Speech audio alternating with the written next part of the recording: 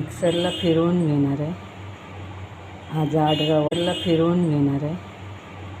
हा जाड रवा मिक्सरला फिरवून घेते. इथे साखरेचाच परात येते, त्याच्यामध्ये हा बारीक करून घेतला. बारीक केल्यावर हे बघा छान असा आवळला, म्हणजे याचं खाली लागणार नाही. सारखं परतून घ्यायचं म्हणजे याचं खाली लागणार नाही, करायचं नाही. असे बनवून घेतले तर नक्कीच